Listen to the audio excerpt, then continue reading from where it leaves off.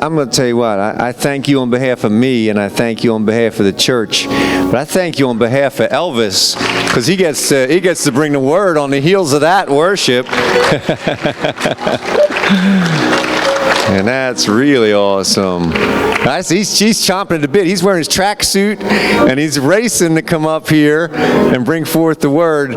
We were talking, this past Sunday or a week ago Sunday? No, it was 2 weeks ago, because I was getting ready to leave for Canada. And Elvis was just sharing a little bit with me about what he was going to share tonight, and he was practically ready to explode. And then he said, well, you going to be there that Wednesday? I said, yeah. He goes, all right, you'll hear the rest of it then. And I'm excited. You know, it's just, I was thinking earlier, you know, like, what does the devil want to do? He just wants to take down the young people, take down the next generation. He wants to stop the faith in its tracks. And every time, you know, all of us count, no matter what age we're at. But let me tell you something. When these young people, when they start stepping up and saying, I'm not going that way, I'm going God's way, it's like punching him in the nose, you know? So you got 4 punches in the nose right there tonight, right in front of us. And punch number 5, Elvis Barclay. Bring the word, man. Bring the word. Hello. Yeah, I use this actually. I like to sit down because I'm lazy. Well, for those that don't know, my name is Elvis Barclay, and originally I'm from Africa, Liberia, and I have a story to tell you guys. For most people, when they see me, they usually say they see a respect for young men, just try to make it in life, but there's more to that. For me, when I see myself, when I look at myself in the mirror, I see a man of God that's trying to make it towards his dream. And that dream, you'll hear more about it later on when I get talking, but not right now. But I remember as a boy back in Africa, Liberia, it was about 2002. There was a severe crisis that was going on in our country. And I remember those terrible moments as a kid, and just one day I'm playing with my friends, and the next day my family and our ducking on gunfires coming at us because of civil war, and somebody want to be powerful, somebody want to be president, money and all of that stuff. And I remember my late grandfather, his may soul rest in peace. I remember him, he's like, just pray and believe in God, trust God, trust God. And that's when my mom and dad was in the U.S. They was working on our papers for us to come out here. And just like, trust God, and believe in God. And I remember when I first came to the U.S., I was about this height, Pastor Steve. I was about this little, and had a big head. I still have the big head. I got it from my dad. But I had a big head and a little body. I was really skinny. And you could see my ribs. That's how skinny I was. And my mom saw me for the first time after a couple of years of leaving us and working our papers to come to the U.S. And she looked at me and started crying. And she's like, my son, she's like, she just hugged me, you know? And I'm like, my brothers, James is right there, Diamond was right there. I'm like, how come they're not getting hugs? And then me, I'm special. And she just came up and hugged me. And she's like, my son, you know? And afterwards, she looked at me, started crying. And she said, let's go to the buffet. So I'm like, all right, what's the buffet, Mom? And she's like, don't worry about it. So she took us to the buffet. I remember it was the old country buffet. Old country buffet. It was the first food I ever ate when I came to the U.S. And she took us there. I was like, Mom, so you just eat and eat? And she's like, yeah, all you do is just eat. Praise God. Just eat. I was like, all right. I kept on eating. And I went, and when we first came, we used to live Barclay Arms Apartments. My dad used to manage the place and used to be a mentor to this man as well. And it was terrible as well, meaning as when you're sleeping, you gotta sleep with one eye open because gangs-wise and people are showering money, drugs, all that going on around. And just moving over there, I'm just like, I didn't really care. I didn't really care about anything. All I want to do is just play soccer. Americans call it soccer, the rest of the world call it football. So I just want to play football, Like, I wasn't even thinking about God. God wasn't on my head. I was just want to play football and just try to become a professional football star. And I'm just like, I'm going to do it. And my first team I got on was Hamilton Attack. And I remember, man, those was fun days. I used to skip church all the time. Sorry, Pastor Steve. Skip church all the time, Just going out to games, traveling the country, just going to different states, and just playing games and try to be the best. I remember when I was in 6th grade, Stockton College, they wanted to pick me up in the high school as well. So I'm like, all right, I can be on my Hamilton Attack team. I can also be on practice with the high school team, Atlantic City High School. I'm about 7th grade around at Uptown. And at the same time, I can just mess around and play soccer. Once again, God is not on my mind. The only thing that's on my mind is soccer, And so the devil knocked on my door one day, and he was like, all right, I got you. So I'm on the beach.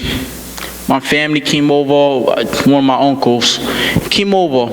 I'm on the beach, and I'm just like, all right, I used to swim. I know how to swim. I dove in a shot of water, cracked a bone in my back. And the first thing the doctors told to me was, you're blessed because you're supposed to be paralyzed right now. You might never move again.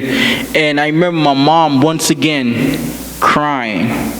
She was crying like, man, I almost lose my son. I can't do this. I work too much, try to provide for the family, plus try to help people back home.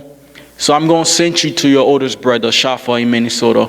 I'm like, Mom, why? I don't want to go over there because he's straight. He's like, hey, don't mess around in my house. That's how he is, He cannot sneak a little lie with him. You will get caught. So I'm like, I don't want to go there. I hate it. I was like, I hate you, Mom. I hate you, Mom. But I wasn't thinking as my mom actually cared for me and she wanted me to be successful in life. So once again, God was not on my mind.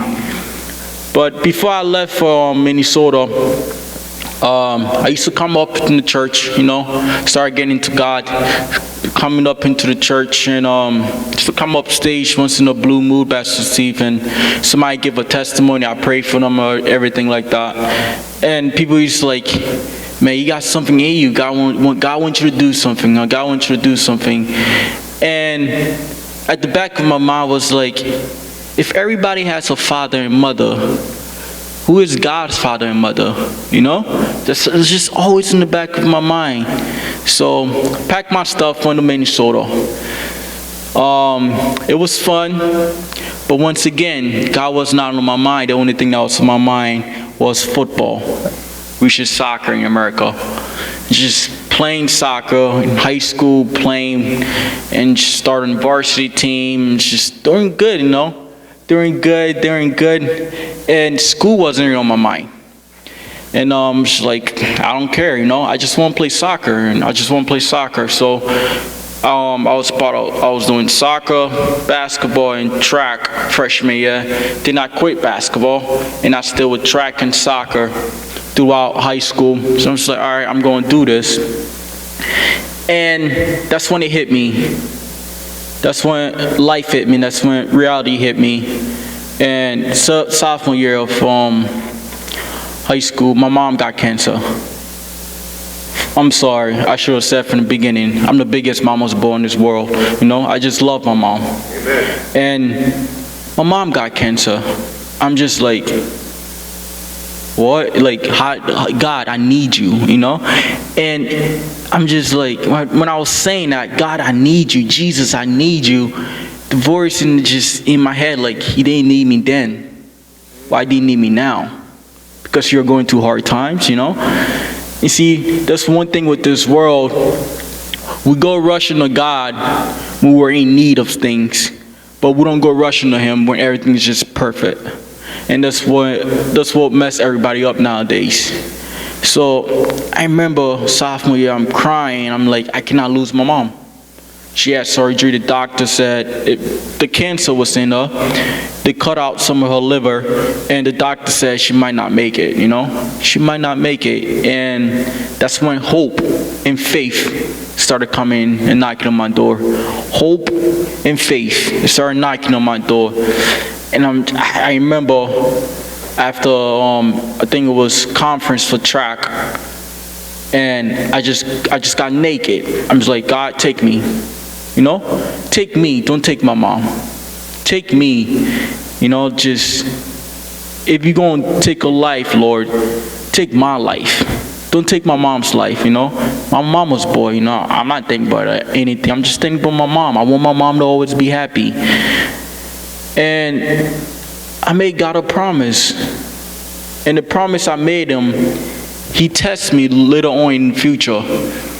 But the promise I made God, and to this day I still stand by, was, Lord, if you heal my mother, no matter where I am, no matter if the devil himself is in front of me, I will never deny you. That's the promise I made God. And I don't know how it happened. My mom went back to the hospital. Doctor saying, oh, Miss Barclay, we can't see the cancer no more. And that's a miracle, That's God's blessing. And so she lost her job because, you have cancer, surgery, all that. You can't work pretty much. She lost her job. She faxed and prayed for 3 days. And the hospital called her, was like, Miss Barclay, I'm sorry, we made a mistake. Can you come back to work?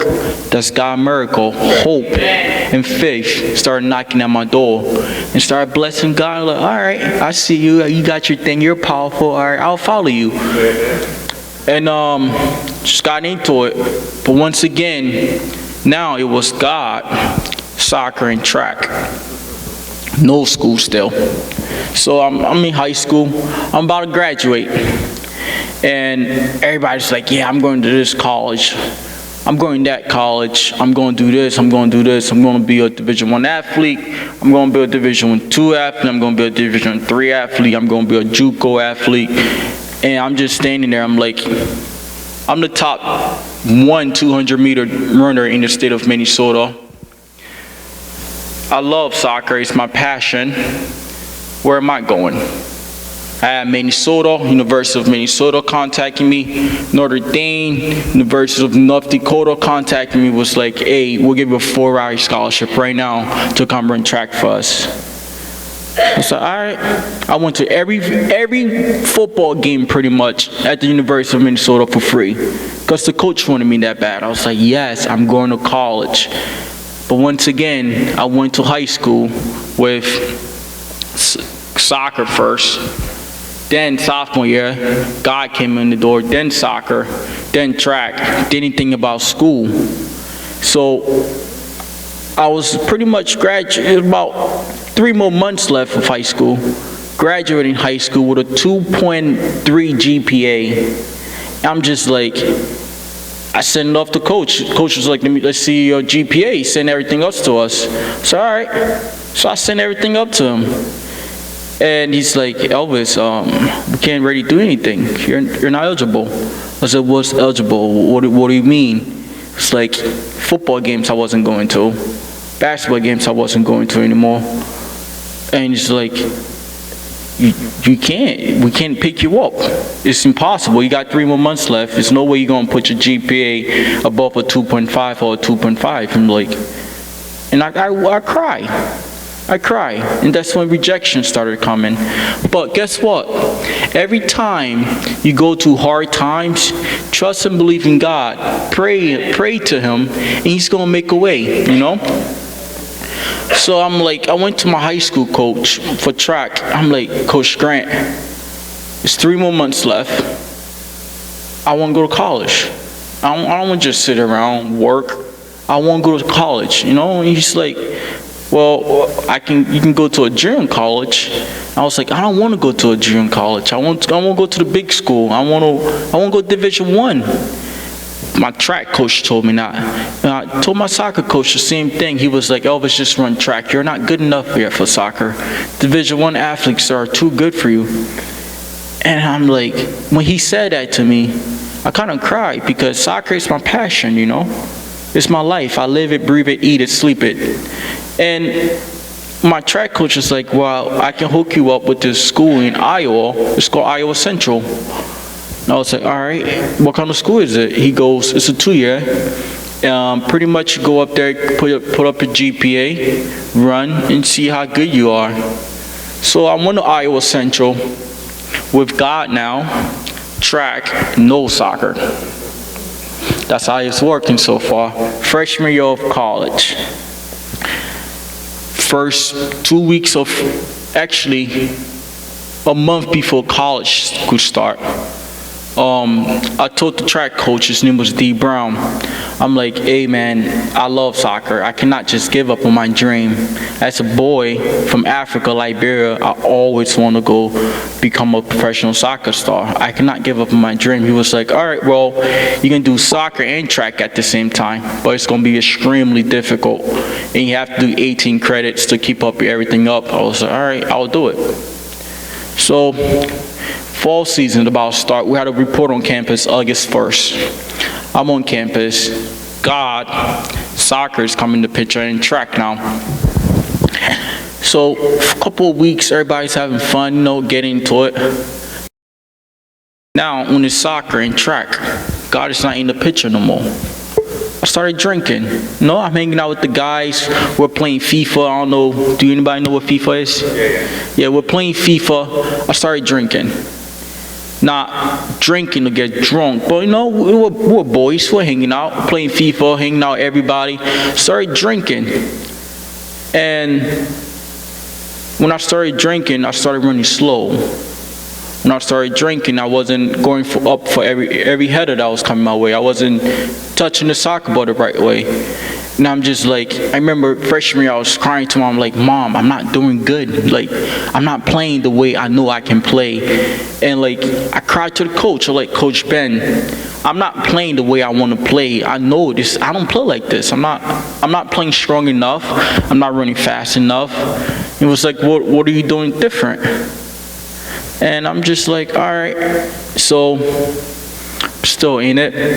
And track season came around. I was like, all right, I'm just going to drink water from now on. I'm not drinking pop, no soda, no anything, no alcohol, anything like that. So we're doing track. Went to Arkansas, ran against Division I schools that rejected me. Even though it's JUCO, we ran against Division I schools that said, no, Elvis, we can't pick you up because your GPA was so bad. And so we ran, then went to New York for nationals. And I anchored to 4x4 at nationals. Who won nationals? National champions. Whoop whoop. Got the ring at home. Elvis, Barclay, and this and that.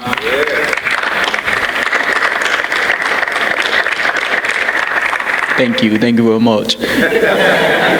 So we're at home and we just won nationals coming from New York. I'm happy. I'm like, yeah, I won nationals. I anchored nationals, All-American. We made it and got home. And everybody, before I was getting home from New York on the bus, everybody was like, we're turning up. For those that don't know what turn up mean, that means we're going to go wild and crazy. So everybody was like, we're going to turn up. We just won national. We're national champs, you know. We're going to get champagnes. We're going to spend money that we don't have. We're going to take money from our parents and say we're going to need it for books and this and that. We're going to turn up. And it was like, it was spring break. And that whole week of spring break, we had 2 days off. And we're right back into working out again. So when we got back from New York, it was like everybody was in my dorm. Because our dorms was big, you know, even though it's during college, it was so huge. It was like we had our own bathroom and everything. It was like pretty much our apartment. We had about 100 people in my dorm. And we're turning up. So I went back to drinking again. It's just a one night. Elvis, one night, just drank. One night, you know, the voice in my ear. My friends like, yeah, drink, bro. We won nationals. Let's do this. We've been working so hard for this, you know. And I was like, all right, I'll take a drink. A drink went to two drinks. Two drinks went on and on and on. We turned up. By the grace of God, I woke up the next day, you know. And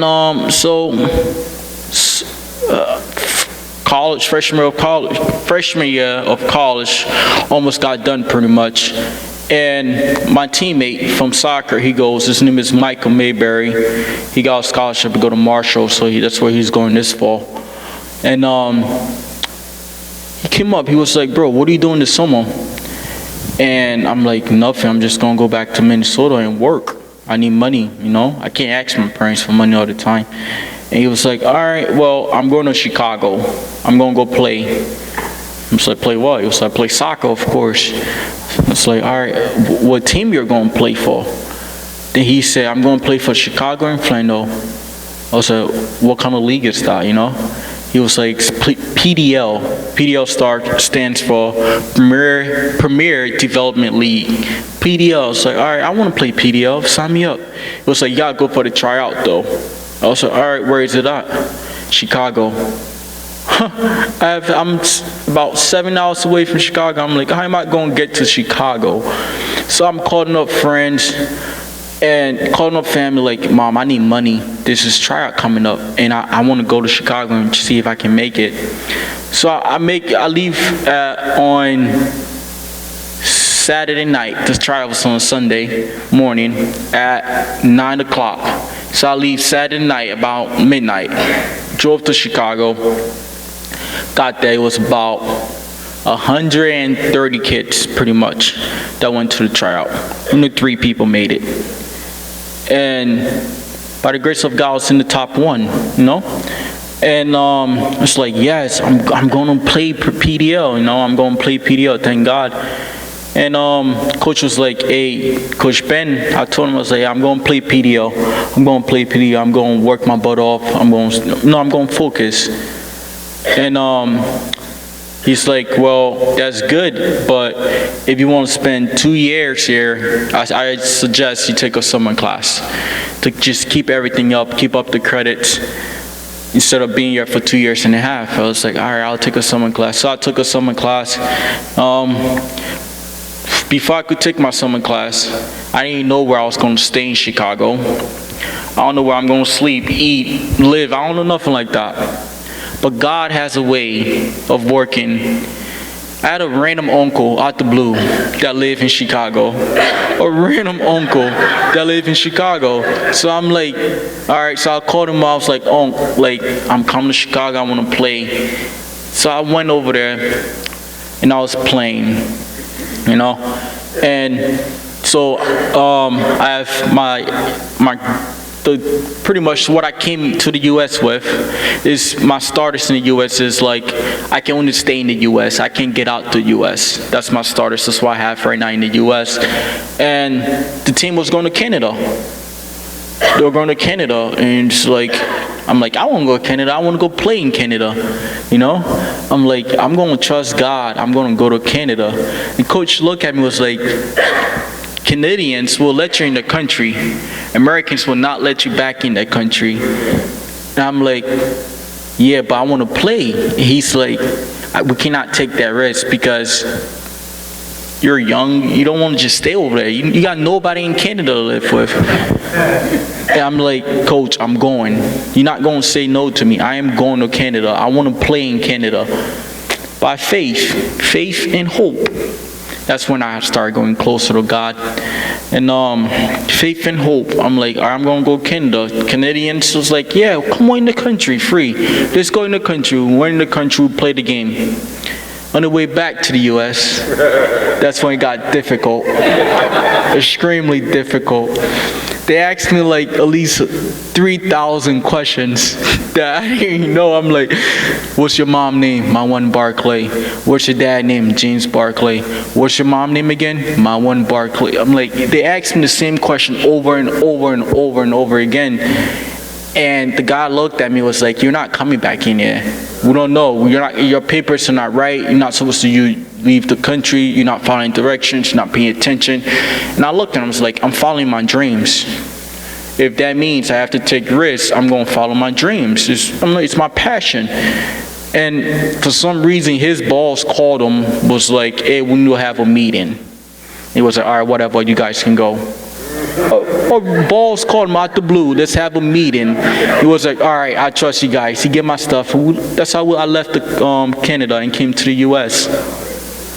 God works in mysterious ways. Amen. So I'm like, all right, we're back at it. Came back to Chicago, spent a lot of money, get on the train, and Chicago is too much money. Don't go to Chicago, don't live there. It's too much money. So spending money I don't have, spending my mom money, spending my dad money, living there with my uncle. And I was just blessed, I was blessed. That's when the FIFA World Cup was going on. The men's, not the women, it was going on.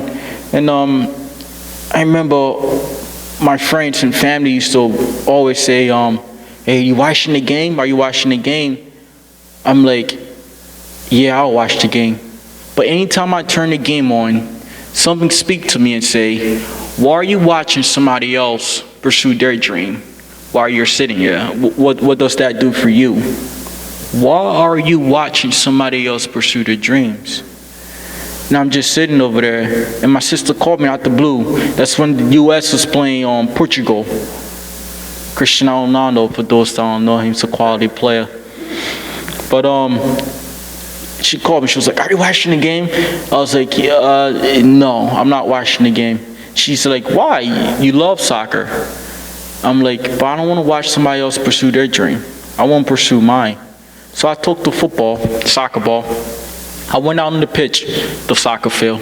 People call it pitch, Went out on the pitch, started playing, started working out. I was like, all right, I'm going to work out. I'm going to work out. Because last fall, even though I started and all this or that, but I didn't get enough playing time underneath my belt. So I'm going to work out. I want to be the best out there this year. So, excuse me. It's like, I'm going to work out. And fall season came around. I started playing. I started working out. And I'm just like, God, I'm giving this up to you. Soccer is my life. It's my everything, If it's not for me, do something. Just get me out of it right now. Because if it is for me, keep me in it. Just like that. I was like, it's my life. I'm going to do it. So before every practice, before every game, before every header, anything, I pray. I was like, God, you take control. You're going to be going for that header. You're going to be winning every tackle. Jesus, I need you right now. And he just like, the more I ask, the more he give. The more I ask, the more he give.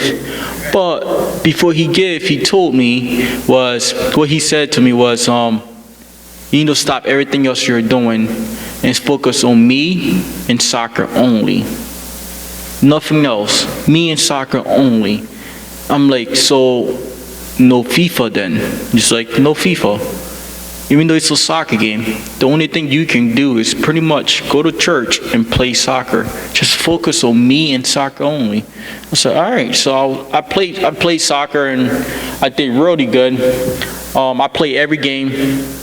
I was the only player that played every single minute of the match, except when I got a red card for slide tackling somebody. But other than that, no, I play every match, every minute, and I was grateful for that. I was grateful. I wasn't calling mom saying, "Mom, I wasn't playing. I'm not playing my best," But once again, the devil came knocking on my door again. The season about to be over. We're at regionals. Totally cheated. I was out. Even thinking about it today pissed me off. We're playing the game. The referees are totally cheating. The commissioner for the league, junior college league, he's sitting on the other team's bench, and all that was just in our head. So we lost 1-0, and it was 11 against 7. That's how bad it was. If you touch the teammate, a little poke, the referee gave a red card. So it sent people off all the time on our team. And we lost 1-0. I was very upset. My team was very upset. It's my last year at Iowa Central. I want to win a national championship for soccer. I don't want to do it for track. I don't care about track. And I remember crying and staying in the room for for days. I'm like, I'm not going to class. I don't care. I'm not going to class. I don't want to talk to nobody. I don't want to see nobody. I won't be the champion. I won't work. I work too hard to just lose like that. And crying, starving myself, not eating over a game. And so I'm like, instead of me just sitting here, why not go work out and get better for next year? Wherever I go, let me just go get better. So I'm like, all right, every morning before class, because I have class at 8, before class, wake up at 5, go work out, go do something with the ball, get ready for class, then go to class. So that was like, all right, I'll do that. The first couple of weeks, I'm doing great, I'm into it. Then I was too tired. And they would knock on my door again. So I'm sleeping, and it's 4:50. My alarm go off. I hit the snooze button. It went off again. I'm like, God, it's football. It's truly for me, right? Wake me up. If it's not, please let me sleep, because I need to sleep. I'm getting like 4 or 5 hours a night. I need to sleep. I need this, God. And I went back to sleep. About 5 seconds later, my eyes was like wide awake. My body was wide awake. And I don't know where the energy came from. I went back to sleep after praying that prayer, and 5 seconds later, I'm wide awake. Don't know where the energy came from. And I want to go train. That's how God works. If you believe in Him, trust and believe in Him, pray to Him, He will get you to any situation. So I'm like, all right, I'm working out, doing it, getting into it. And my professor, she came up to me. Her name is Jenny Grinhart. She was like, last year, I asked some of your teammates to train my son. I will pay them. And nobody wanted to do it. So I was like, all right, Miss Grinhart, I got you. Biology. I don't like biology. I'm like, all right, I'm going to use my head this time. So yeah, Miss Grinhart, got you. I'll train your son for free, you know? She was like, oh, for real? I was like, yeah, if you help me pass your class. And she's like, how can I help you? I'm like, when it comes test time, spend a couple hours with me and help me study for me to pass your class. She was like, deal. She was like, but I can still pay you, Elvis. I'm like, Miss Grinhart, to train somebody, talking about $50 an hour. And I'm doing this for 2 hours, at least 4 times a week. That's a lot of money. I don't want to kill your pockets. It's okay. I'll train your son for free. So working with the kid, and he's doing good. He's improving. Then another kid came along. Then another kid came along. I had at least like 6, 7 kids training. Plus, I'm taking 18 credits every semester. Plus, I have soccer going on as well. And I haven't told you my GPA yet. I only told you high school, and I did it for a reason. So I'm like, man, I'm going to do this, you know? So I'm helping these kids. And second semester came along for sophomore year. And Student Senate came up to me and was like, hey, Elvis, we see how hard you're working. Want you to be our student body president. So, oh, sweet, I'll be it. Of course I'll be student body president. So I was student body president for Iowa Central. And in this thing they call Who's Who. And I forgot what it's all about, but it's like when you're doing good in school, your grades are up, and you're helping your school and the community get better and all of that, you get nominated for it. So I was nominated for Who's Who. I was like, God, man, you keep working. And Christmas came around, and that's when I went to Pastor Steve's office.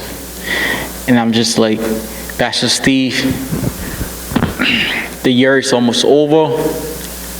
The fall is coming around. Once again, I have no school to go to. I'm crying. I'm pretty much in his office. I almost cried. He was there. I was trying to keep it in. I'm like, I'm not going to cry in front of Pastor Steve. But I'm like, the guy that's supposed to fix my highlight tip, for him to ship it off to these schools to look at it, I gave him about at least 2 hours or times to put on my highlight tape. He put 3 minutes on my highlight tip. And I'm like, Pastor Steve, he didn't put the best part of it. He only put like okay parts. And what Pastor Steve did, he said to me, he was talking about a story. He said, correct me if I'm wrong. He said it was this guy that went to fight a war, right?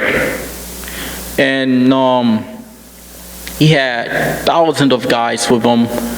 And each time they're about to go fight, God said, you leave this guy's back and leave this guy's back. If you guys know the story I'm talking about? Yeah. All right. What's it called? Gilead. Right. Yup, that story. And so he's like, but he only left for at least 100 guys to go fight the war. And they won the war. And I was like, what's the point of the story? He was like, it doesn't matter if you have 10 years of highlights film to show to these coaches, or you have 20 seconds of highlights film to show to these coaches. If you have Jesus on your side, any coach will pick you up. Amen. And I'm just like, yeah, thinking about it, that is good. I was like, Jesus, I need you, you know? I'm going back to him again. I'm going back to the King. I'm like, Lord, I need you. I need your help. I need you. I want to go Division 1. I don't want to go Division 2. I don't want to go Division 3. And January came around, and I emailed these schools. And I was like, all right. A week went by, nobody could respond to it. 2-3 weeks went by. I had at least 50 Division 1 schools coming at me. God is my holy witness. Coming at me was like, hey, Elvis, we'll pick you up right now. We'll give you full ride. We'll give you this. We'll give you that. We'll give you this. And I'm like, yes. And nothing's going to stop me this time because my GPA is really, really high. It's a 3.35. There's nothing going to stop me.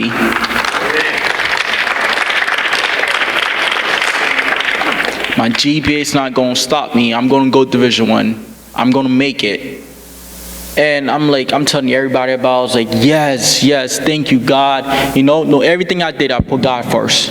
Anything I did, I put God first. So yeah, thank you, Jesus. Thank you, and thank you, and thank you. And I was happy. But I have a dream. And I have a goal. I'll let you guys know the goal right now. It's to play in the FIFA World Cup 2018 in Russia with Team USA. I believe in that. I live by that. If you look on my phone right now, you'll see Russia 2018 FIFA World Cup. I put that as my screensaver to remind me every single day if I look at my phone what I'm going for, what my goal is. And so all these coaches coming at me, I'm like, yes, I am going to go Division 1. All these Division 1 schools, Duke, North Carolina, Clemson, Louisville, Kentucky, name it. I'm not lying to you. I'll show you the email myself. They're coming to me. They was like, we'll give you this, we'll give you that, we'll give you this scholarship, we'll give you that scholarship. And what's amazing was the next week, every single school stopped emailing me back. They're not going to respond. Oh, Elvis, the roster is full right now. Come back next year. I'm like, if I come back next year and play for you next year, then that means my dream, my goal for 2018 is not going to be there anymore. That means I have to wait for the next World Cup. I don't want to wait. I want it now. I'm going to work my butt off. That's why I worked so hard to make it. Other schools was like, well, we don't have the money. I was like, it's okay. I'll take financial aid. It's like, you know, it's $45,000 to go to the school, right?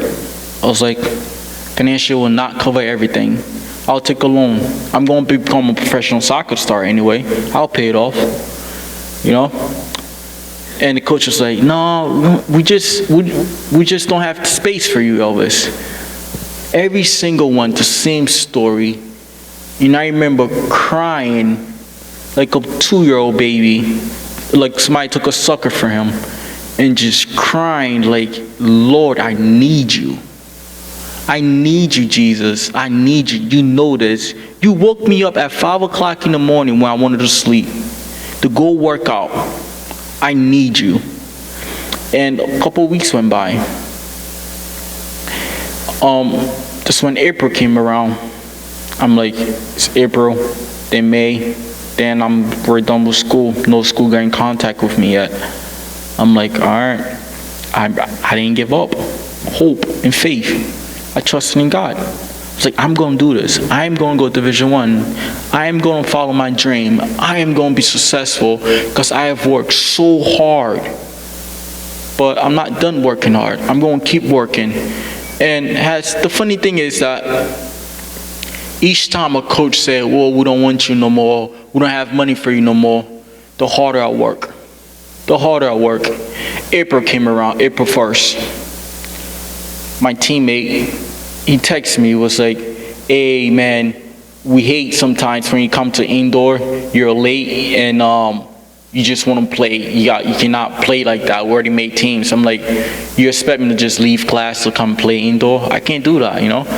And he's like going off at it. And he just like, yeah, and this and that. I'm like, do you have something to say to me? And he's like, yeah, I have something to say to you. I was like, all right, I'll come to your dorm. You say it to my face, you're a man. I'm a man as well. We're going to talk it out as men. We can fight it out as men. That was my mindset. So I'm like, all right. So I went to his dorm. I knocked on his dorm.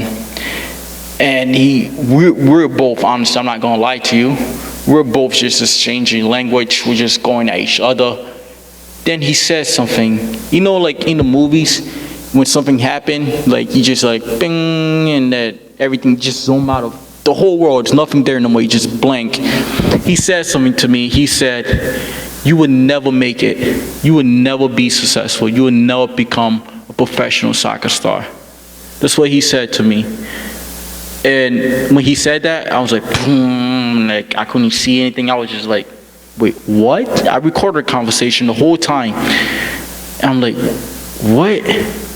But something that was amazing was, that's when I knew God was working in me, because I know when somebody say that to me, when like a year ago, I would have punched the person in the face. That's my dream, that's my life, and you're threatening that. And my response to him when he said that was, watch me. I am going to prove you wrong. That's what I told him. He said, what? I was like, watch me. I am going to prove you wrong.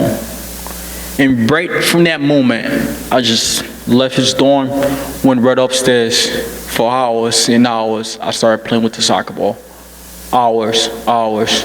And I kept on saying his name. Horace, I'm proving you wrong. Horace, I'm going to prove you wrong. Horace, I'm going to prove you wrong. Started juggling the soccer ball. Horace, I'm going to prove you wrong. And I'm like, I'm going to be the best in the world. I'll be the best in the world. Everybody's going to know me. I'm Elvis Barclay. It's me against the world and God on my side. When God is on my side, nobody can touch me. I'm going to prove you wrong. I am going to prove you wrong. And I'm just saying it as I'm juggling, doing crazy stuff with the soccer ball for hours and hours. And it's midnight. I'm outside just juggling in the parking lot. I had class at 8 o'clock the next day. Just juggling. And like my roommate's like, yo, you know it's almost 1 o'clock. You cannot let one person ruin that. You gotta sleep, you have class. I'm like, it's my dream. And I have to prove him wrong. I told him I will, and I will do it. And I'm just came in crying, and I'm like, I dream about the whole conversation. That's how bad it got to me, and dream about it. I am gonna prove him wrong. And went to church. Sunday came up, went to church. I'm sorry I didn't say this, but throughout sophomore year and freshman year of high school, I was going to church. I went to Hope Assembly. It's right on campus.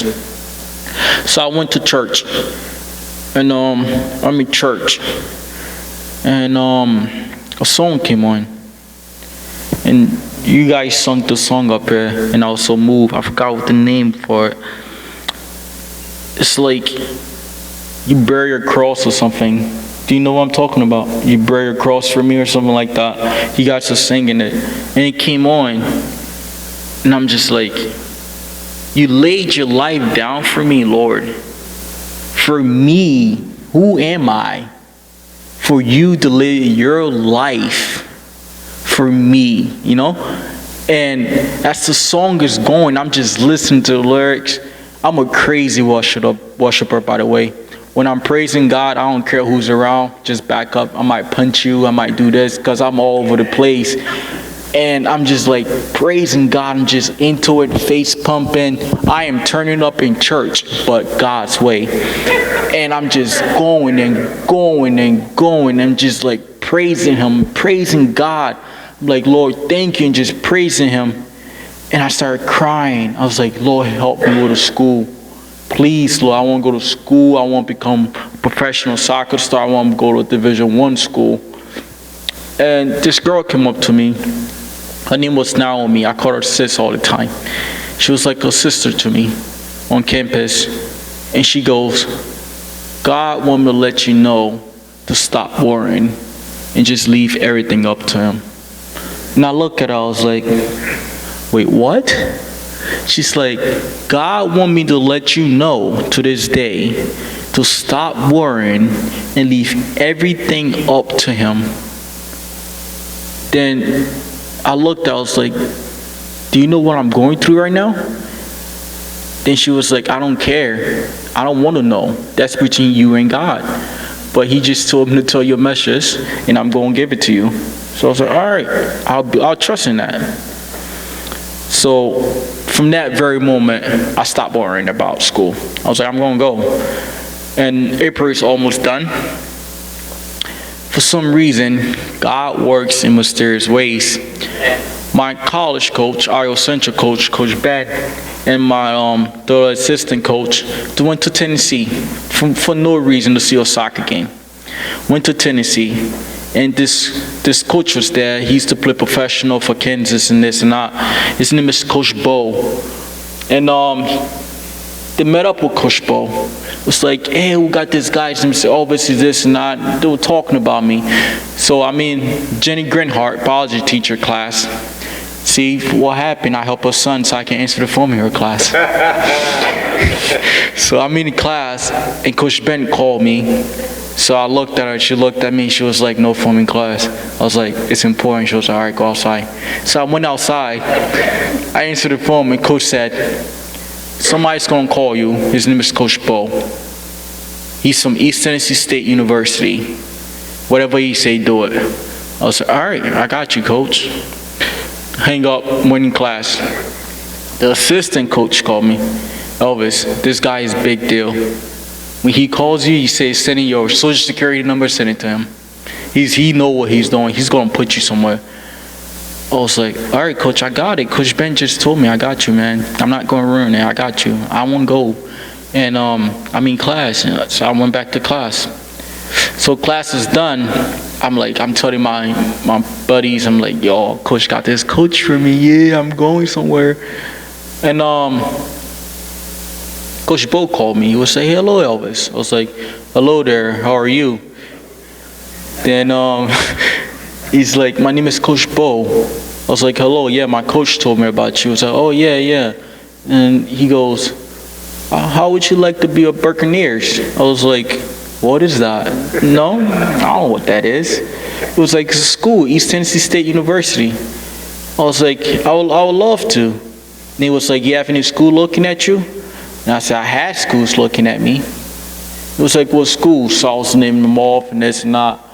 And he goes, I want to give you a chance. For some reason, I just want to give you a chance. I feel like you can come out here and do something and change the program. And I was like, you're speaking my heart. That's exactly what I want to do. I want a chance. When I get that chance, I want to change your program. And he was like, all right, sounds good. And he's like, but it's a problem. We don't have money because it's late. It's April. Signing day was like February. Everybody was signing. My teammates was signing. Marshall, that kid, Michael Mayberry, signed the Marshalls, all the teammates, going all D1. And I'm just like, well, what can I do? He was like, how are you doing in school? It's like, I'm doing good, actually. I'm doing good. See, in high school, I had a 2.3. Remember, I said that. And he was like, send me your GPA, send me everything like that. So I sent him my transcript to him. was like, oh, Elvis, I got good news. It's $35,000 to go, yeah. But guess what? For you getting a okay GPA, getting a 3.35, we will give you $12,000. I was like, that's better than nothing. And I was like, I'll take it. So I took the money. They gave me the scholarship. I got accepted into the school. And it's like, well, it's a lot of paperwork you have to do now. I was like what? He was like, to be a Division I athlete, it's not just, just a jersey, go play for us. You gotta do a lot of paperwork. I was like, all right, I'm down for it. So I'm filling out these paperwork, filling it out. I was like, I'm gonna do it. I'm gonna do it. Then afterwards, it was like, well, it's all pretty much up to you. Just let me know when you're ready to sign. I was like, all right. And a week went by, and I'm talking to Coach Pablo and Coach Jerry, Coach Ben. I'm just talking. I was like, hey, I think this is it. I'm gonna go. And he's like, all right, good luck. So I called Coach Bo. I'm like, hey, Coach Bo, I'm ready to sign. It's like, all right, good. He's sending the paperwork. Sign my name. And then from that moment, I knew I was going somewhere. I knew God had made a way for me. From that very moment, I knew God had opened so many doors for me.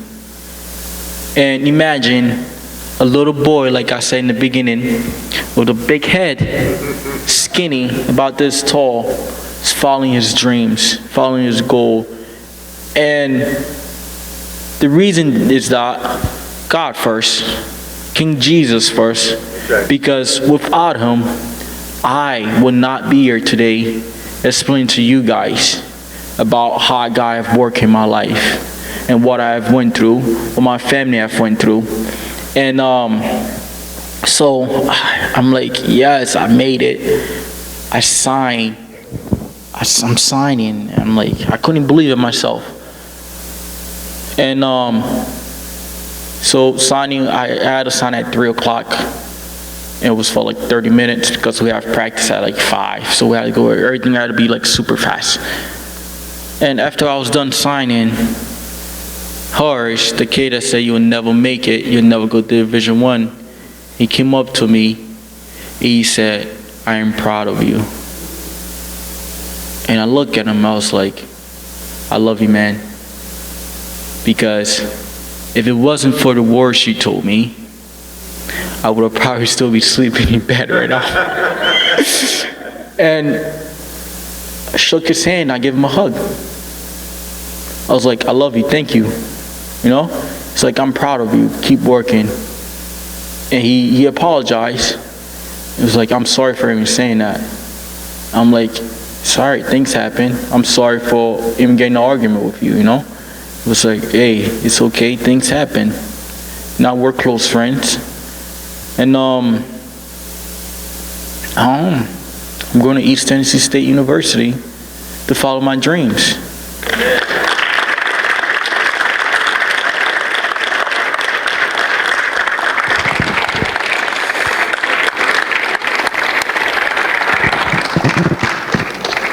So I don't know if you'll even remember this, but I think it's kind of interesting to share.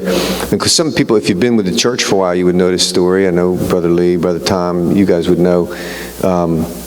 When James and Malwan Barclay came here, Liberia was in the middle of a civil war. Malwan's uncle had been assassinated. You know this, right? I'm glad. Thinking, wait a minute, what am I telling me? He doesn't. James was being persecuted because he worked for an oil company there, and the rebels wanted the oil for free, and he said, I can't give you free oil, you have to pay for it, and they started coming after him. So they both escaped, left the kids in care of some relatives over there, came over here, tried to establish in the U.S., came to Praise Tabernacle, and if I'm not mistaken, it was Christmas Eve service. We took up a collection, Nancy knows, we took up a collection, raised $5,000 to bring you and your brothers and sisters over here. The first time that I came over to Barclay Arms, when you guys were living there, and you were a little guy with a big head, and you and your brother were talking, you and James were talking, And the phrase you were using really threw me off because you were talking like this to each other. Well, was that during World War I or was that World War II? I thought, these guys, how can they know World War I or World War II? They're too little. Then they said this, oh, no, that was World War III, remember? And I realized in their lives, they'd lived through 3 civil wars. And they had called them World War I because that was their world. Their world was at war. World War I, World War II, and World War III, they had lived through even at their young lives. And it's just awesome and exciting. And we're just proud to have been your church family all during this time, you know what I mean? It's exciting, you know? And I think the song you were referring to was This Is Amazing Grace. Can you guys come up and do that one more time? Can you do that one more time? Because that's an awesome song. Thank you. You're welcome, buddy. God bless you, man.